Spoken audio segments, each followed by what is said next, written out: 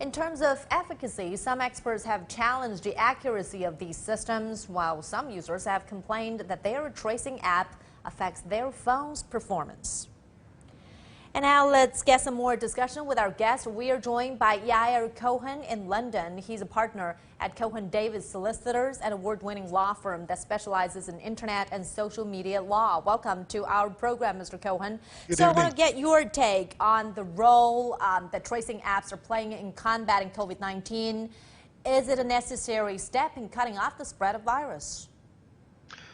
It is undeniable that the COVID-19 has created huge amount of psychological breakage of psychological barriers by making most people accept something they would have never accepted, say, 3, 4, 5 months ago.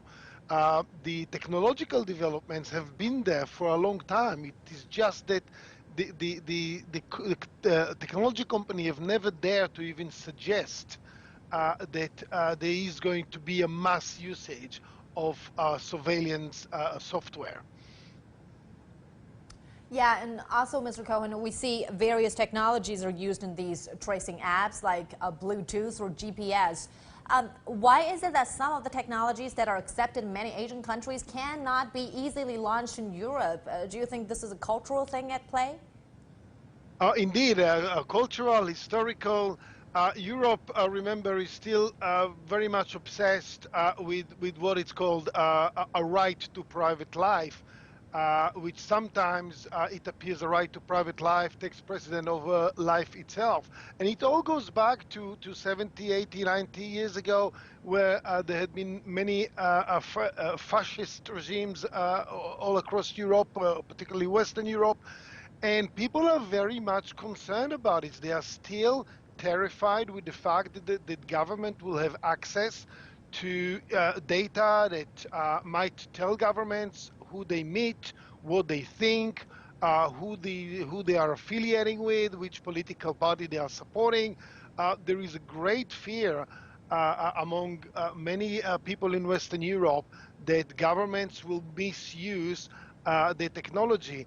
And it all goes back to those fascist regimes that used to be extremely powerful in Europe. In Spain, up until the 1970s, there was a regime that where the state effectively controlled the life of the people, and people are very much terrified of this prospect. What is the current method or technology that's being used in Europe to trace people who've been in close contact with patients who tested positive with COVID-19? This is a very interesting question, because despite the fact that many countries in Western Europe created the European, a United Nation of Europe, effectively, the EU, what we know is the EU, each country is dealing with the COVID-19 pretty much independently. So it really goes back to the history of each regime. In some countries that are more sensitive, only Bluetooth technology is allowed because it is considered as less invasive.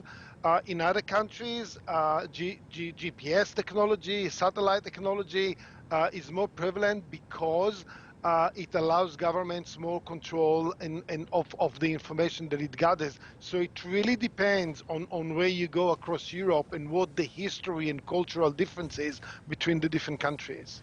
Do you see that there could be perhaps a happy medium that we can trace COVID-19 and protect privacy at the same time? Eventually, it will be something that will need to be resolved. And I think that governments will prevail as they do in most cases. I mean, who would have thought that in order to keep an airplane safe in the air, people will be willing to have a full scan of their body, you know, in the most intrusive way. And now we do this. We go to the airport and we don't even ask questions about it, and we just do what it takes, because we understand that life comes first, and preservation of life comes before quality of life and comes before any right to private life. All right. Thank you so much, Mr. Cohen. Really appreciate it. That was Yared Cohen, a partner at Cohen Davis Solicitors, an award-winning law firm that specializes in internet and social media law. While the coronavirus